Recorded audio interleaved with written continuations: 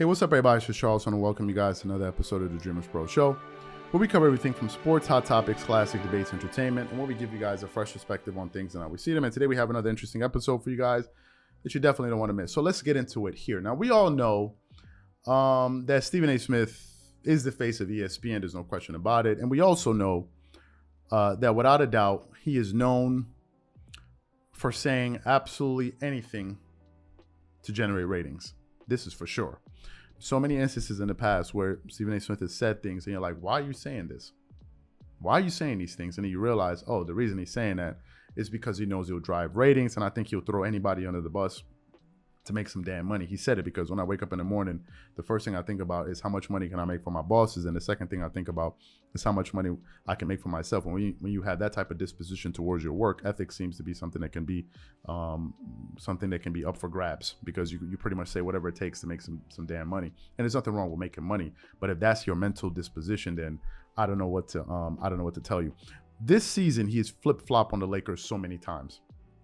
Flip-flop. One day is this guy's fault. The next day is that guy's fault. The other day is this guy's fault. And yesterday was just the latest example of this thing that I'm talking about. After the Lakers suffered another loss to the Denver Nuggets, and I think the game prior they lost was to the New Orleans Pelicans. I'm not sure if this particular soundbite was produced in between the loss to the Pelicans and maybe at halftime when they were playing against the Denver Nuggets. That's really irrelevant. Nevertheless, this video was produced yesterday when we saw it on ESPN.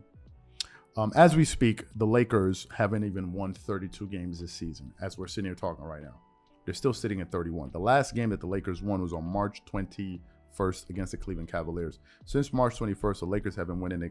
They haven't won a single game since then. It's unconscionable that the Lakers right now, the 11th seed in the Western Conference, are in jeopardy of actually being a lottery team at the end of this year. So yesterday I was listening to Stephen A. Smith, and he was back at it once again, trying to throw everyone under the bus except the leader of that team on the court. But luckily, Mike Wilbon, who was also on that segment with Jalen Rose and Mike Greenberg, he was able to quickly shut down the argument that he put up. So before we go too far, we want to play a little bit of the exchange that they had, and then we're going to come back here and react to some of the things that they said. So take a listen to that there. So much blame to go around for what has been a disaster of a year. But Stephen A., who are you pointing the finger at today? I'm pointing the finger at Frank Vogel and the front office. Rob Pelinka is included in that mix because of the talent that you surrounded LeBron James with. He doesn't get a pass either, LeBron James. But ultimately, this comes down to Frank Vogel to me. And the reason why is because this is not an indictment on his coaching ability. This is not an indictment on if you give him the right players, does he know what to do with it? Or even whether he should be a head coach again or not, because I think this is it for him. I think Frank Vogel will be gone at the end of this season. But the point is, I was of the mindset the Lakers should have gotten rid of him before the All-Star break, because you needed to have somebody that was capable of getting in players' faces and holding them accountable. I don't know if anybody has noticed this, but the Los Angeles Lakers have spent the last couple of weeks looking like they have quit. They look like they don't give a damn. That is an indictment against the coach. You can't play. You're coaching this team. He's not the only one, Jalen, that's culpable. I'm not trying to imply that at all. I'm not even trying to imply that it's his fault, because look at the roster you gave him. But the point is that you have an opportunity to milk as much out of them as you possibly could. Frank Vogel showed an inability to do that. And as a result, since at least a couple of those players ain't going anywhere, I think inevitably you make a change. Is that fair, Wilbon? No. These guys are going to the Hall of Fame. You got a floor full of Hall of Famers. I need Frank Vogel, who's wearing a championship ring, by the way, to motivate them? No, this is not some team. This ain't college. This ain't Coach K trying to figure out what he can get out of 5 freshmen. You got LeBron and Anthony Davis. I keep hearing how they're 2 of the top 5 players in the world.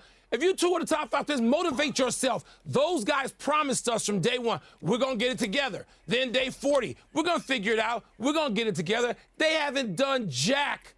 They didn't get themselves together. They are accountable. They need to hold themselves and each other accountable. You look at the Phoenix Suns. Who's the guy who's on the floor in the locker room helping hold people accountable? Chris Paul. The players. No, I'm not holding Vogel accountable. Those players ought to be embarrassed. They don't look like they want any part of the playoffs. None. Jalen. Now, He starts off by saying he blames the coach and the GM for the talent that they surrounded LeBron James with.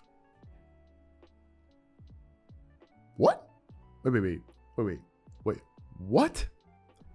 Excuse me. Wasn't this team picked to come out of the Western Conference this season?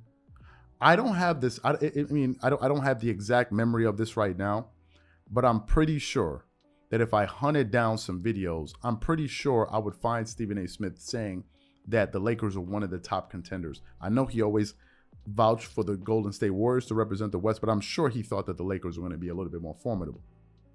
This Laker team had the best odds of any team in the Western Conference this season to represent the West. When all of us were asking our questions about the team, we were told to keep the same energy this season. So how is it the GM's fault? How is it the GM's fault? Why was everybody so confident? Why was it when they were asking Carmelo Anthony, he's like, yeah, we're going to do it. And Russell Westbrook was so excited. Everybody was so excited because it is very same team. But now, with less than 4 games in the season, the Lakers don't even have 32 wins. And now all of a sudden, we want to talk about it's the GM and the coach. The coach is 2 years removed from winning an NBA championship. Let me tell you something I tell to Mark, I say to Marco all the time. I'm going to say it to you guys. I don't believe somebody can be bad and good at the same time. I don't believe that thing exists, especially in a particular, when you're undertaking a particular endeavor. If you're a sprinter, I don't believe you can be a very fast sprinter and a very slow sprinter at the same time. If you're an accountant, I don't believe you can be a good accountant on one day and a terrible accountant on the next day. If you're a good lawyer, I don't believe you're a good lawyer on one day, the next day you're a terrible lawyer. That doesn't make sense. All right? It's either you're good or you're bad. So, is Frank Vogel a championship coach or not? The evidence says he is because he won a championship as a head coach 2 years ago. So, how is it the coach? How is it the coach? During that segment, Mike Wilbon said he's not blaming the coach or the GM. He calls baloney. He is going to blame the players. As he was talking, what did Stephen A. Smith say? They should. So then, if it's the player's fault, why did you say it was the coach? If it was the player's fault, why did you say it's the coach? Why did you agree with Mike Wilbon in that moment? Why? If you truly believed what you were saying, you would have simply said, maybe if they had more time, you'd have said, no, I disagree. It's the coach. It's not the players. But right there you said, no, it's the coach. Maybe LeBron has some responsibility, but it's the coach, and I blame Frank Vogel and these guys. And then in the next moment, you turn around because you say he couldn't motivate the players. And then Mike Wilbon says, no, these guys are Hall of Fame players. They don't need a coach to motivate them. They should be self-motivating. You turn around and say, as they should. So then why would you say that? Why would you say that? That take was a nonsense take in my personal opinion. If you ask me, I'm putting the blame at the players' feet because they're the ones ultimately that are going to play basketball. You can have a great coach. He can drop he can drop the best defensive schemes. He can motivate you as much as you want. But if you don't go out there and do it, whose fault is it? And I'll give you an example why it's not the coach's fault. Let's talk about motivational videos. Okay. At one point, motivational videos were all over the internet. There's no way you couldn't turn where you didn't see a motivational video. Let me ask you a question. If you're an aspiring doctor, right? You want to be a doctor and you want to get into medical school. If you listen to 100 motivational videos every week, right? These videos are motivating you. But when it comes time to study, you're not studying, you're playing with your friends. When it comes time to read various books, you're not reading, you want to go hang out at the movies, you want to play some video games. At the end of that semester, if you fail, whose fault was it? Was it the motivational videos you listened to that weren't good, or was it you that didn't do the work? Who are you going to blame? That is tantamount to what's happening with the Lakers. The coach can talk and talk and talk and talk and draw up defensive schemes and put in strategies. But if the players don't go out there and execute it, It is a waste of time. It's one of the reasons why Michael Jordan said players win championships. Essentially saying the players are the ones that have to go out there and win. It's not the coach. The coach isn't going to suit up and start dribbling next to you. So I call baloney on that as a way to, is a way to scapegoat the coach and remove any type of blame on the players. It's the players. Last time I checked, the Lakers have 3 players that are earning at least $30 million. So how the hell? You mean to tell me, hold up. You mean to tell me you're a professional getting paid $30 million, forget about $30 million, $10 million plus a year, and you need somebody to motivate you? Are you freaking kidding? Is your salary not enough motivation? If you're a parent and your kids are going to school and you're trying to build for them, is that not enough motivation? If you're taking care of your family and you want to ensure that you're taking care of your family, is that not enough motivation? You need to wait for a coach to motivate you? Are you freaking kidding me?